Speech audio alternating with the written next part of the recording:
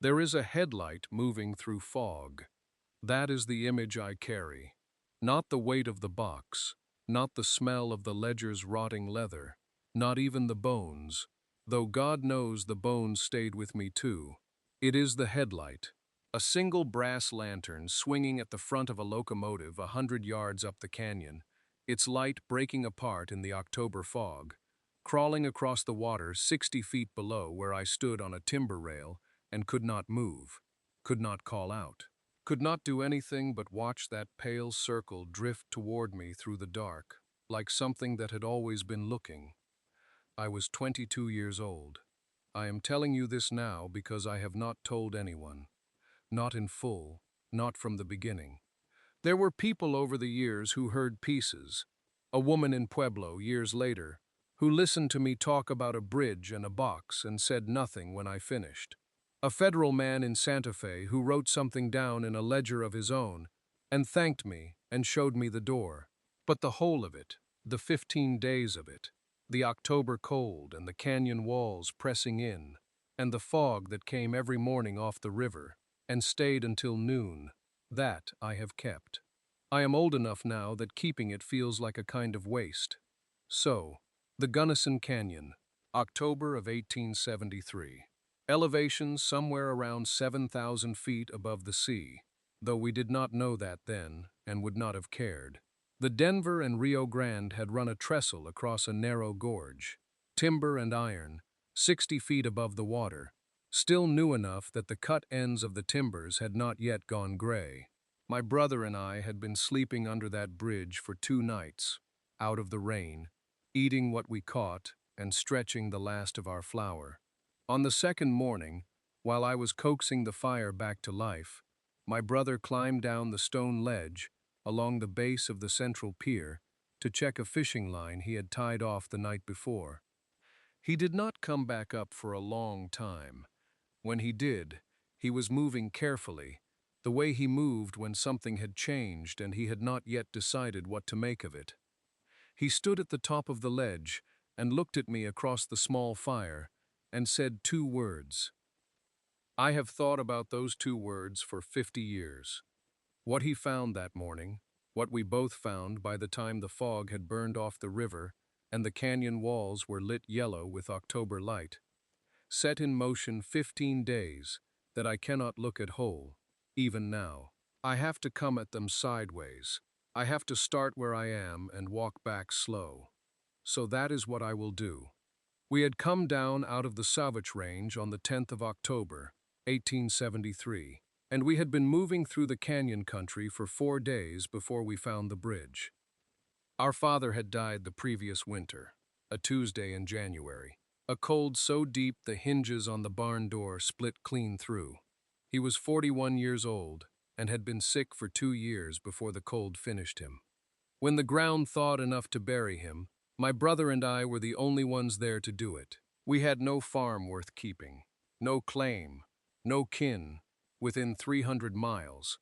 What we had was a Springfield rifle my father had carried home from the war, a hand axe with a cracked helve we had wrapped tight with rawhide, 2 wool blankets, maybe $4 between us, and a tin of flour so low you could see the bottom of it by early October.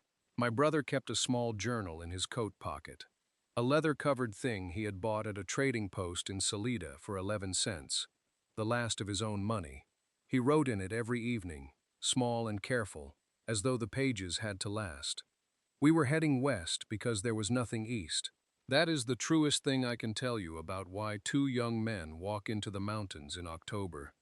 When we came down the last switchback into the gorge on the 14th, the rain had been following us for 2 days. Not a hard rain, just that low, relentless Colorado autumn rain that doesn't announce itself, only soaks. The canyon walls came up on either side and narrowed, and then we heard the river before we saw it, a cold gray sound below us, and then the bridge appeared through the pines, timber and iron, 60 feet above the water, spanning the gorge in a single long reach. A Denver and Rio Grande trestle, new enough that the iron bolts still had their color. No train came. No one was there. We made camp against the east abutment, where the stonework threw a roof of sorts over a flat stretch of ground, out of the direct rain. My brother moved fast when he was cold. He had that quality, efficiency of motion, nothing wasted. And within 20 minutes we had a fire going in the dry dirt where the abutment met the cliff face. He was restless that evening, in a way I noticed but didn't remark on. He walked the base of the pier twice before supper, once after, looking up at the bridge from below, angling his head the way he did, when something snagged his attention but he hadn't yet put a name to it. I asked him once what he was looking at. He said he didn't know yet. I let it alone.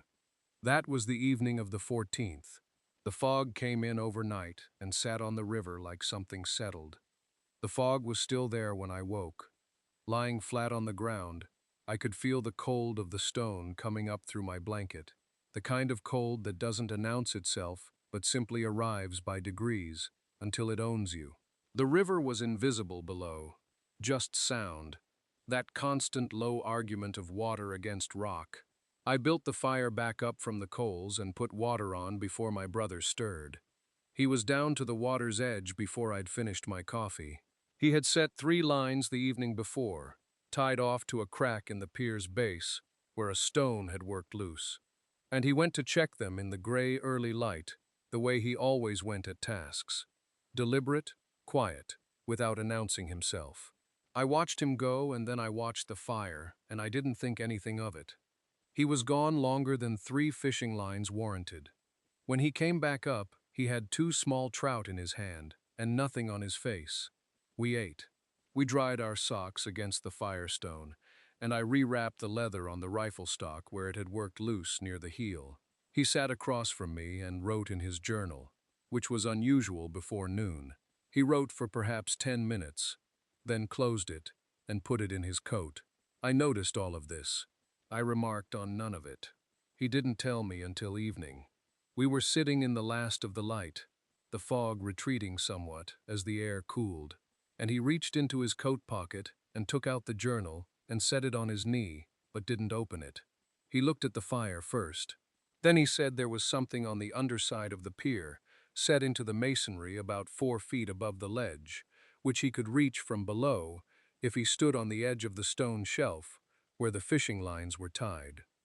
An iron door, he said, flush with the stonework, maybe 2 feet by 3 feet, bolts on the outside face, 4 of them. I asked him why he hadn't said so this morning. He said he wanted to be sure of what he'd seen before he said it. He wanted to make sure he hadn't imagined it. I told him that was a reasonable position. He said the bolts had been oiled, not recently enough. There was no rust in the threads. Whatever that door was, someone had opened it within the past year, maybe within the past few months. I looked at him across the fire for a long moment. He looked back. Then I asked him how hard it would be to get up to it. He said he thought if we had a rope, and one of us was willing to hang from the bridge deck above, the other could work the bolts from the ledge below without much difficulty. The fire popped. Somewhere upriver, a bird called once and went quiet. We waited until the fire had burned down to coals. Not for concealment. There was no one to conceal ourselves from, or so I believed then, but because the work would go better in the dark hours, when the river noise was loudest, and our hands were steadied by the cold. My brother coiled the rope while I filled the lantern from our last quarter tin of oil. We had perhaps 4 hours of light between the 2 of us if we were careful. The bridge was different at night. The fog had come back up the gorge, and the timber above us creaked with it, the whole structure alive in the wet dark, the way a ship might sound, though neither of us had ever seen a ship. I went down first on the rope, dropping hand over hand until my boots found the stone ledge at water level.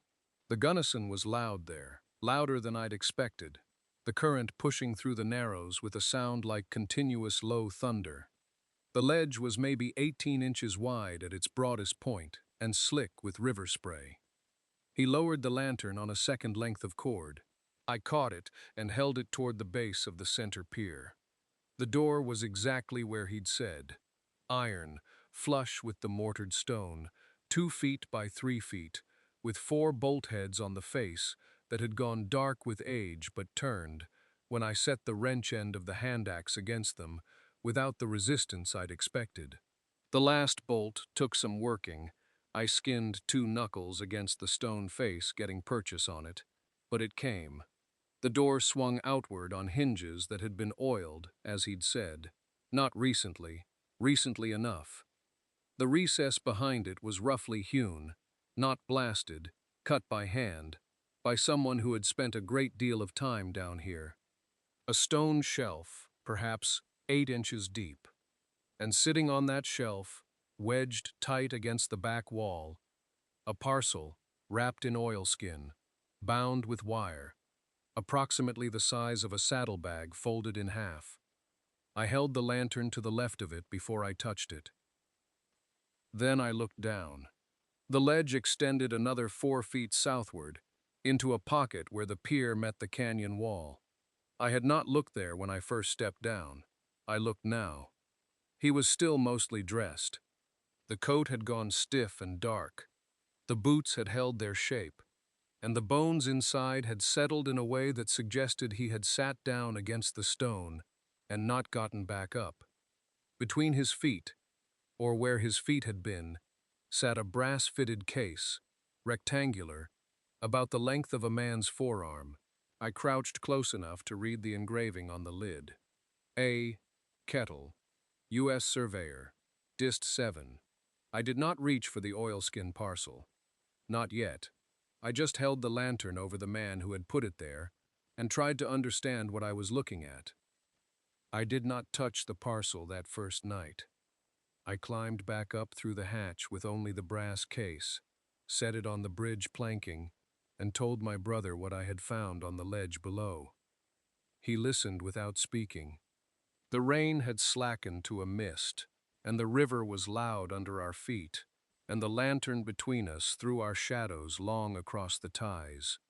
We made camp in the tree line, 60 yards north of the bridge, in a shallow notch, between 2 limestone outcroppings where the wind broke. I built the fire small, the kind that gives heat without light at a distance. And we ate cold and didn't talk much. My brother wrote something in his journal. I watched the bridge through the gap in the rock until my eyes stopped working. The next morning I went back down. The parcel came up stiff with cold. The oilskin whitened at the folds where the wire had pressed it. I unwrapped it on a flat rock above the waterline with my brother standing close. Inside was a leather-bound ledger, roughly 8 inches by 5. The covers warped slightly, but the pages intact. Pressed flat inside the front cover was a tintype photograph, folded once at the center, showing 7 families arranged before their homesteads. Frame houses, a few of them. Garden fences. Children standing in front of their mothers. I looked at it a moment and then set it on the oilskin. I read the ledger aloud over 2 nights. October 16th and 17th. Both nights cold. The fire held low between us.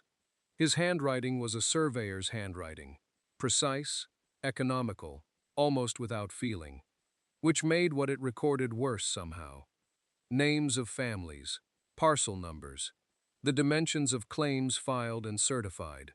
Then, beginning on a page dated November 1871, a different kind of entry. Discrepancies he had found between his own field measurements and the boundary surveys the railroad had submitted to the Territorial Land Office. Not small errors, not the kind a careful man makes, the kind a careful man makes on purpose. He had gone back, checked his figures, cross-referenced the original claim filings, and the numbers didn't match, not for 1 parcel, not for 3, but for 16. 16 families whose land sat precisely where the railroad needed to lay track, whose legal claims were wiped from the record by surveys that had been falsified before they were filed. He had written the names of the families. He had written the date the railroad's agent arrived to post the condemnation notices. He had written the agent's name. The ledger stopped in the middle of a sentence. April 3rd, 1872. My brother and I sat with the fire between us and didn't speak for a long time after that. Outside, somewhere above the gorge, a train moved across the bridge. The trestle shook faintly beneath the stone. We could feel it in the ground. We kept the fire low that night. Not out of caution, not yet, but because the wood was damp from the rain, and neither of us said aloud the thing we were both thinking about: the ledger, about the name written on its last full page, about the sentence that stopped in the middle of April 3rd, 1872, and never resumed. We slept in shifts. That was not new for us. It had been our habit since a stranger walked through our camp in the Sangres 2 years before, without stopping, without speaking, without looking at us. And we'd learned that the man who doesn't announce himself is the one worth watching for. On the morning of the 18th, the fog came in thick from the river, the way it does in that canyon when the nights turn hard and the water is still warmer than the air. I was up before light, feeding the coals, and my brother was already awake, already on his feet, already looking up. He didn't say anything. He just tipped his chin toward the rim.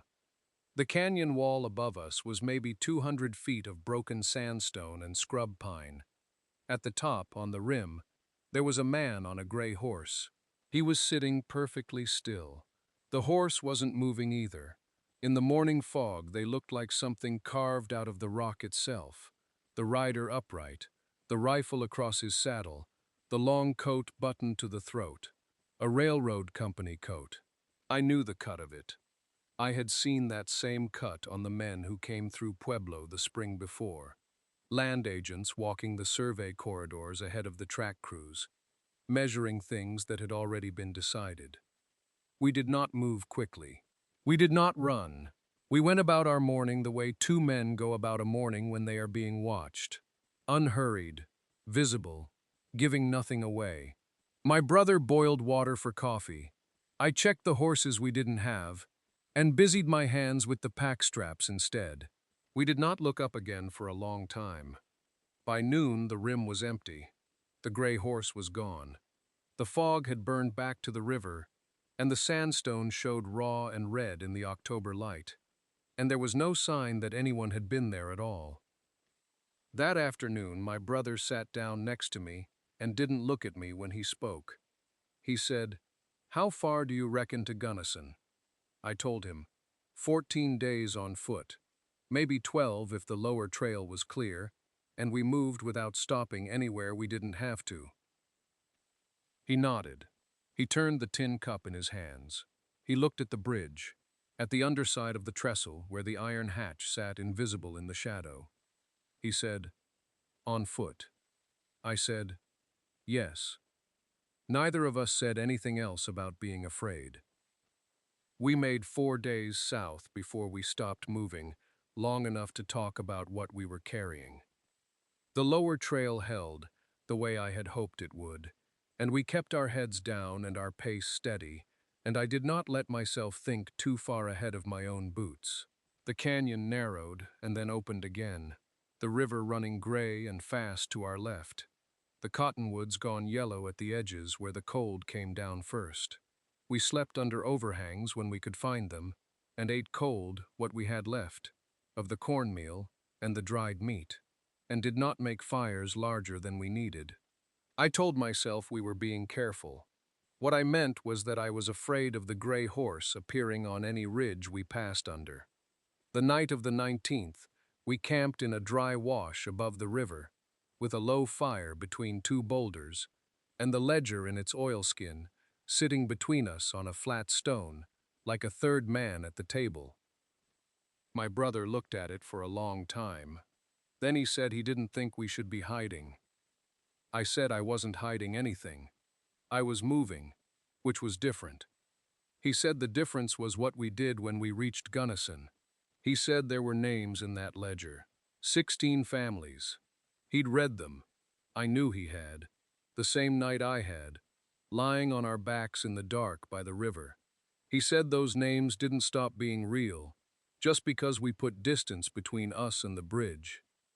I told him carrying it made us the story. I told him that the man on the gray horse had a rifle and a salary, and that we had neither, and that those things were not equal in any court, in any territory I had ever passed through. He said, "So we put it back." I said I hadn't said that. He looked at me then, and there was something in his face I didn't recognize, and then I did. It was the look of a younger person deciding whether an older one is telling the truth or just telling themselves something. I stared at the fire for a while. What I could not say out loud, and what was true, was this. A man had hidden that ledger, knowing someone would try to stop him. He had wrapped it in oilskin and put it in iron and wedged it into stone 60 feet above a river, and then gone back along the ledge and not made it. He had done all of that so the work would survive him, and if I put it back in that recess and replaced the hatch and walked away south, I would be doing the same thing to him that had already been done to those 16 families. I would be making him disappear. I could not do that. I knew I couldn't before the argument started. I think my brother knew it too. We slept poorly that night. The fire burned down to coals, and neither of us rebuilt it. And by the time the sky began to lighten, the cold had moved in close and settled there. I remember lying on my side watching the last orange pulse in the ash and thinking about Ambrose Kettle walking back along that ledge in the dark. Whatever he was thinking in those last steps, whether he felt the stone shift or whether it was sudden and there was no thinking at all. The fog came in before first light. It rolled down through the gorge from the northwest, thick and white and soundless, and by the time I could see the trees across the canyon, they were already half gone in it. We had not spoken since the night before. My brother was sitting with his knees up, cleaning the Springfield by feel, the way he did when he needed something to do with his hands. The train announced itself with vibration before it announced itself with sound. I felt it in the ground first, a low, traveling hum through the rock and dirt beneath us. And then the sound came, deep and rhythmic and growing, and then the headlight cut through the fog above the gorge in a single white sweep, moving east to west, flooding the canyon wall for one long second, and then swinging away. The trestle groaned under the weight of it. I counted the cars by sound. 7, 8. The bridge took them and gave them to the other side, and then there was only the fading clatter and the fog settling back in over the gorge. Silence. Then boots on stone. Heavy, deliberate, from the direction of the east abutment, the sound of someone who has been waiting and is no longer waiting. He came out of the fog in the gray early light, moving down the last of the embankment slope with the rifle already out, the long Remington, carried across the body, not aimed but present. He was heavy-set, dressed in a dark coat and canvas trousers, and he moved with the unhurried certainty of a man who had done the calculation and was satisfied with the answer. He stopped at the edge of the clearing where we had camped and looked at us both without speaking for a moment. His gray horse was somewhere behind him, still invisible in the fog. He had seen the lantern light through the hatch 2 nights ago. He told us this flatly, without accusation, as though it were simply a fact being entered into a ledger. Then he asked for it. Not demanded, asked. The word polite, and the rifle not quite pointing, but not quite not. My brother looked at me. I looked at the man. The fog moved between us all like something breathing. I told him the ledger was gone. Not gone as in lost. Gone as in already moving down the canyon road in the gray before dawn, carried by someone younger and faster, who had not needed to be told twice. I said it quietly, the way you say a thing you want a man to believe without decoration. He studied me. His eyes were pale and careful, the kind of eyes that have learned to measure.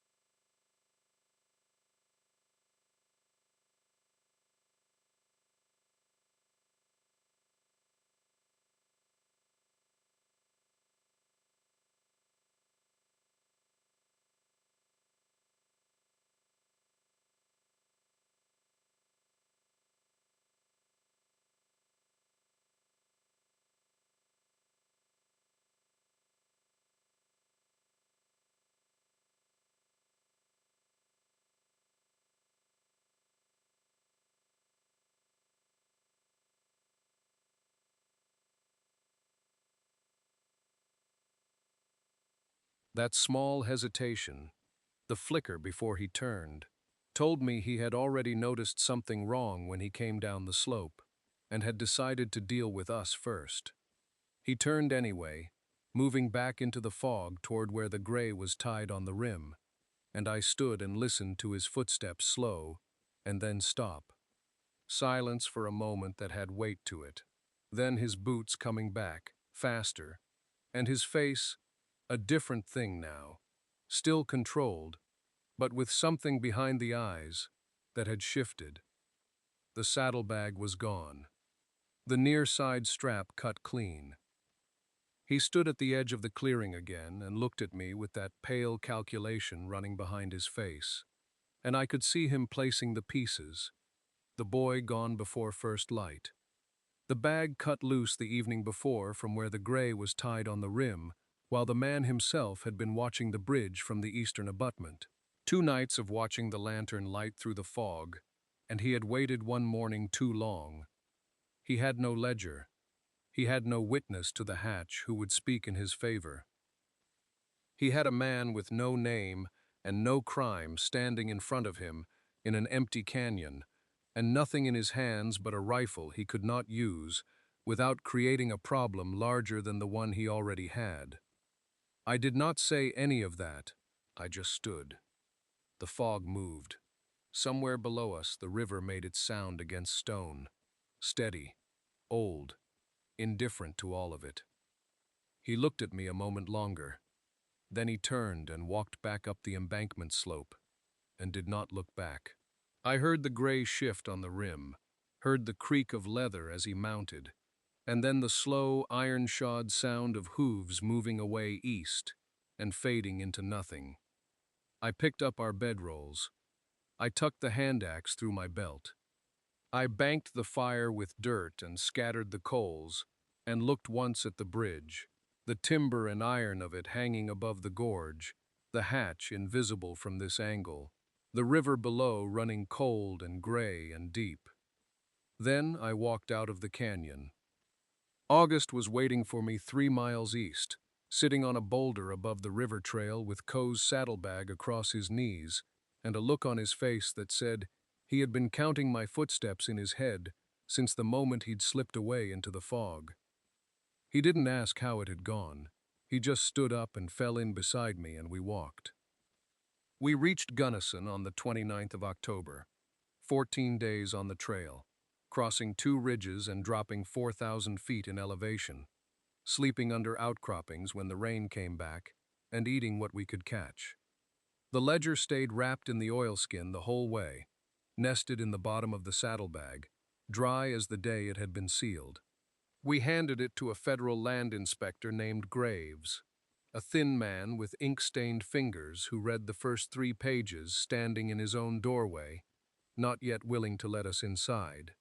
And we watched his face change the way a man's face changes when he recognizes something he already half believed was true. The snow started that afternoon, light at first, then steady. Small flakes that settled on the mud of the main street and softened the sound of horses, and didn't stop until morning.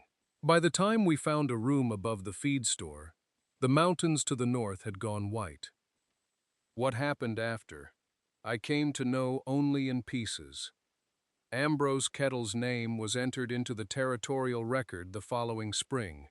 Surveyor, federal employ, District 7, disappeared 1872. 3 of the 16 displaced families received partial payment from the railroad 14 months later. Not the land. The land was built on by then, tied up in rail corridor and county deed. But something. The fraud was documented. The railroad was fined an amount that probably cost no single man a meal. Harlan Coe was transferred to a desk post in Denver and died of a chest ailment in 1879. The bridge still stands. The hatch is still there, as far as I know, bolted to the stone under the pier, with the iron box gone, and the ledge below it empty except for what the river leaves. I've thought about those 15 days more times than I can number. What I keep coming back to isn't the ledger or the fog or the look on Koei's face when he understood he had nothing. It's the moment before that. My brother's boots disappearing into the gray, the saddlebag over his shoulder, no signal between us, no plan spoken aloud, just the fact of him moving when it needed to be done. That's what two brothers are in the end. Not the same person, not even always the same idea, just the one who goes when the other one has to stay. If that means something to you, stay with us.